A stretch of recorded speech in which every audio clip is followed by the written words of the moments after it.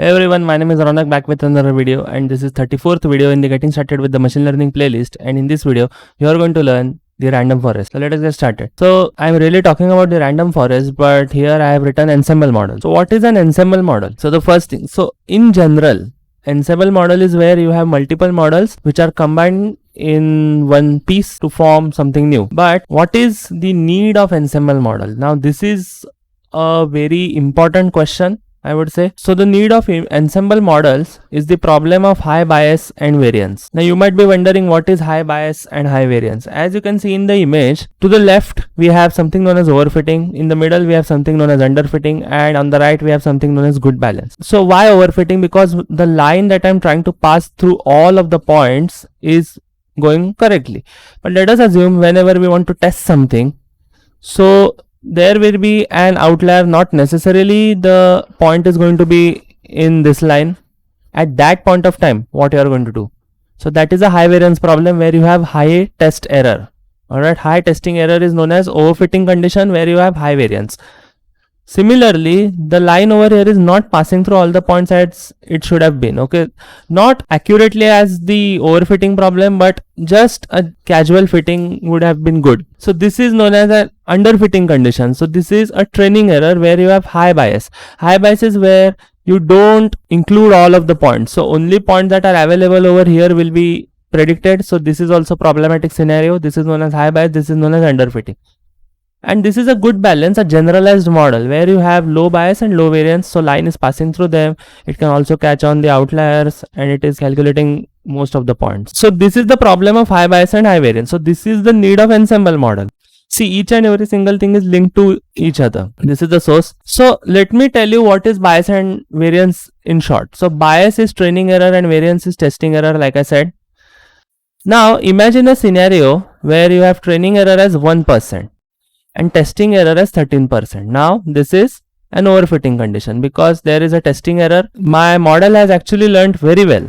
Alright, 1% error is indicating that I have 99% accuracy of my model, but there is a 13% test error. So there is higher variance in this. So this is an overfitting condition. So imagine training error, and this is an underfitting condition, also termed as high bias. Why? Because my training error is 19%, which indicates my model has not learned appropriately. So we have only 81% accuracy, and testing error is also something more or less. So the difference between the testing and test error is very much good, but the training error is very high. So this is an underfitting condition. We need to work on our training. Then imagine training error is 32% and testing error is 34%. Now this is a condition where you have high bias and high variance. So in this, you have to try to reduce all of that. And finally, we have something known as a generalized model where let us assume you have training error as 1%, testing error as 2%. Now you can actually tackle all of this using techniques like regularization, augmentation and everything. But what is the need of ensemble model in this scenario? Since I have discussed about high bias and high variance, I also need to discuss about what are the things that are actually affecting the ensemble model. Why these concepts? So this is the most important question. Why these concepts? Decision tree, which I have covered in the last tutorial, goes into the high variance problem. Alright, due to its ability of reaching maximum depth, the tree is going to traverse all of the possibilities till the end it reaches where we have our impurity index at 0. So this is a high variance problem because not all the times you are going to run into some scenario where the depth is not going to close. Alright, it can go forever. In order to find that impurity index and evaluating all the switches, let's say I have like around 100 features, what your algorithm is going to do at that moment of time. So there you will have an high variance problem. Low bias is fine because the decision tree fits very well, but this can be particularly solved using random forest. Now you might ask, okay, this tutorial is about random forest, but you were actually talking about bias and variance, and after that you were actually also talking about ensemble model. But what does ensemble model has to do with random forest? I actually talked about ensemble model, but what it has to do with the random forest? There are two types of ensemble methods. One of them is known as bagging, another one of them is known as boosting. So there are two methods, out of which the bagging method is also known as bootstrap aggregation. So there is another term where you call the bagging method as bootstrap aggregation. Random forest is a type of bagging ensemble model. You might have came across many of the algorithms, but so random forest is a bagging ensemble model. And the way an ensemble model works, So this is an ensemble model, alright.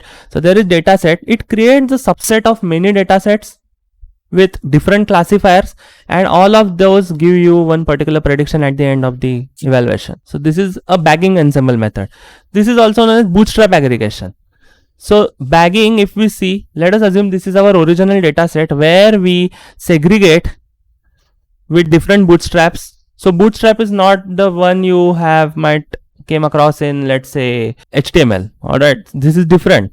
Bootstrapping is a process in statistics or machine learning where you take the data and you make separate segregations of the data. Then later on you aggregate. So those classifiers are going to be applied over each and every bootstrapped section. Then you are going to aggregate them. Aggregation is basically clubbing all the dispersed things. So first you are going to disperse entire data into small pieces.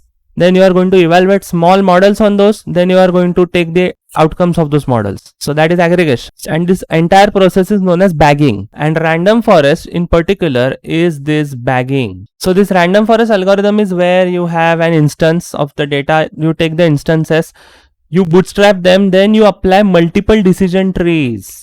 Alright, so the load is going to be balanced quite much better than a single decision tree because you have multiple. This is the reason it is known as forest, because a forest is accumulation of many trees. So this is known as a random forest. So this can be used for classifier as well as regressor. So this tree is dividing all of the things where you have different outcomes. Then there is a majority voting that. So this voting mechanism you might have came across in KN and K nearest neighbors where you take the vote. So let's say this is a binary classification problem where I have 1, 1 and 0. Okay, entry is 0. So we have two majority votes of 1. So we are going to say our final class is 1. Similarly, if there are multiple zeros as compared to the 1, we are going to say majority voting after majority voting, the final class is 0. So this is a random forest algorithm. What about the regressor? So you might be wondering, okay, regressor values are going to be always continuous in nature. So how are we going to tackle them?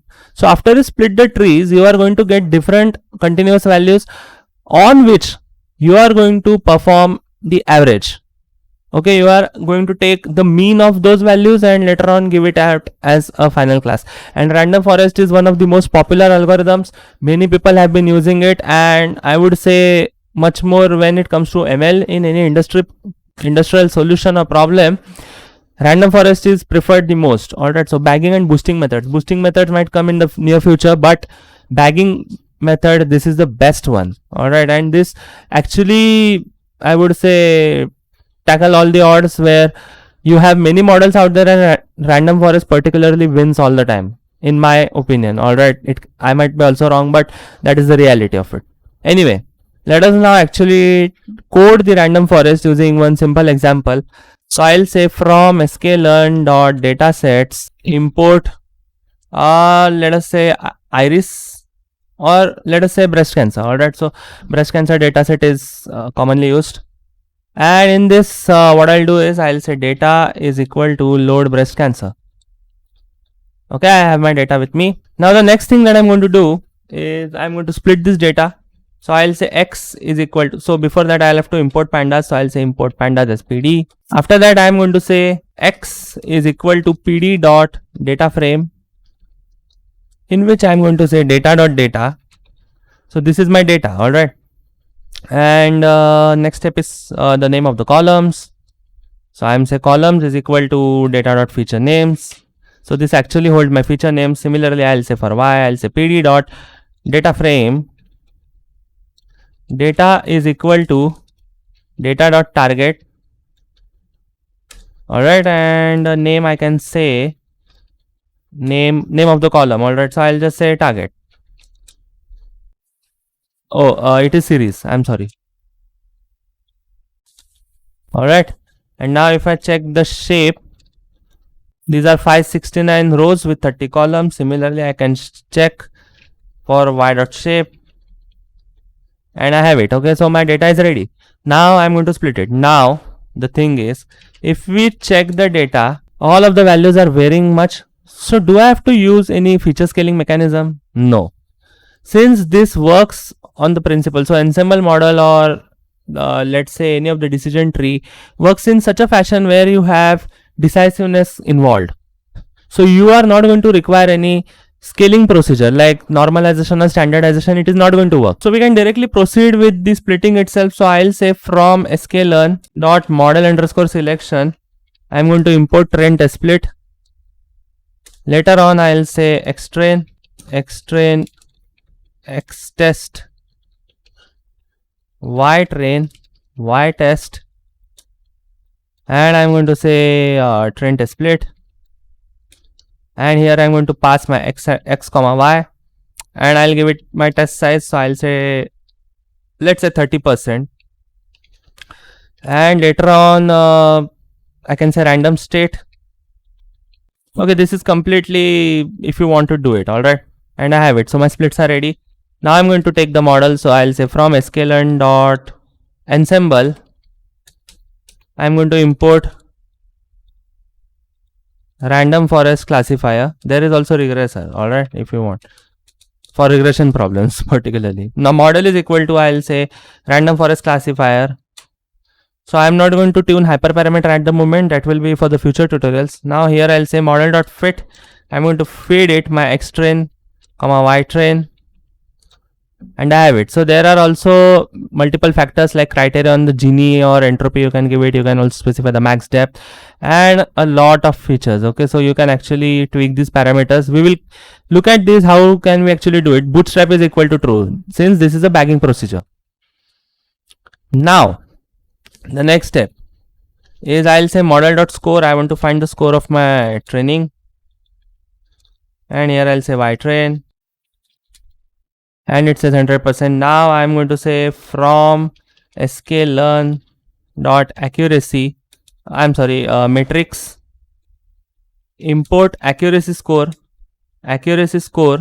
So right before doing that, I'll predict my model. So I'll say ypred is equal to, I can say model dot predict, and in the predict section I'm going to feed it my xtest, and here in the model score I'll say, so it is going to take two parameters. So it is going to take ytest and ypred and going to give me the accuracy. So it is 98%. Very well trained, very well. All right, so there are a lot of things involved when it comes to random forest, and we are definitely going to look them in the upcoming tutorials, but this is the way the random forest is done. And you can have this notebook in the description box below. So it will be a GitHub link. You can click on the link and you can have the notebook and just test it for yourself. All right. Right before closing, I would also like to show you the confusion matrix of it. So I'll say confusion matrix, and here I'll say confusion matrix, which takes two parameters, that is ytest and ypred.